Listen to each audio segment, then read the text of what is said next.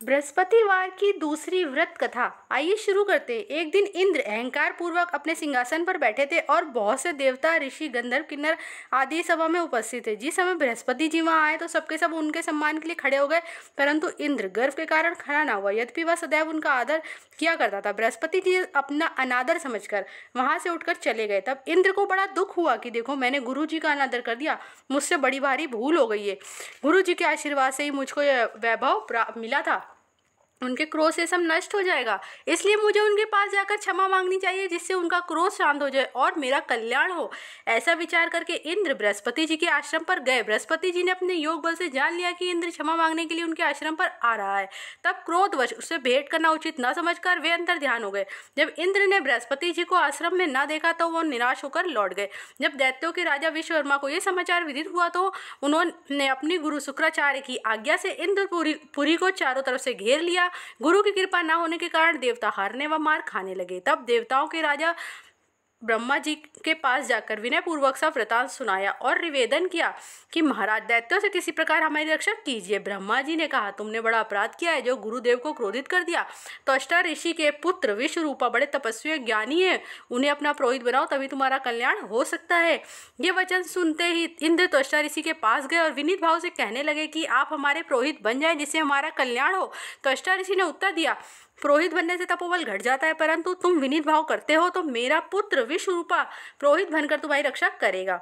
विश्वरूपा ने पिता की आज्ञा से पुरोहित बनकर ऐसे यत्न किया कि हरि इच्छा से इंद्र विश्वकर्मा युद्ध में जीतकर इंद्रासन पर स्थित हुआ। विश्वरूपा के 3 मुख थे।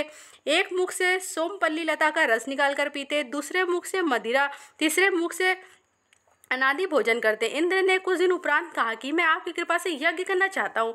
विश्वरूपा की आज्ञा अनुसार यज्ञ प्रारंभ हो गया। एक दैत्य ने विश्वरूपा से आकर कहा कि तुम्हारी माता दैत्य की कन्या थी, इस कारण दैत्यों के निमित्त भी एक आहुति देते समय दैत्यों का नाम भी धीरे से ले लिया करो।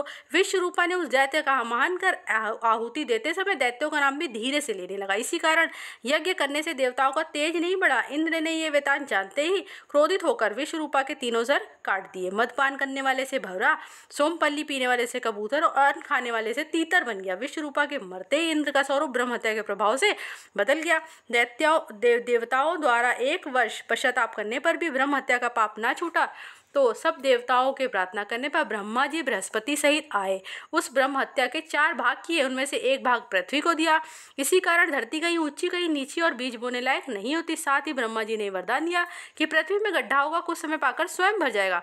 दूसरा भाग वृक्षों को दिया, जिनमें से गोंद बनकर बहता है। इस कारण गूगल के अतिरिक्त सभी गोंद अशुद्ध समझे जाते हैं। वृक्षों को ये वरदान दिया, ऊपर से सूख जाने पर जड़ फिर से फूट जाएगी। तीसरा भाग स्त्रियों को दिया। इसी कारण स्त्रियां हर महीने रासोला होकर पहले दिन चंडालनी, दूसरे दिन ब्रह्मघाती, तीसरे दिन धोबिनी के समान रहकर चौथे दिन शुद्ध होती हैं। साथ ही उन्होंने संतान प्राप्ति का वरदान दिया। चौथा भाग जल को दिया, जिसमें फेन, शिवाल आदि ऊपर आ जाते हैं।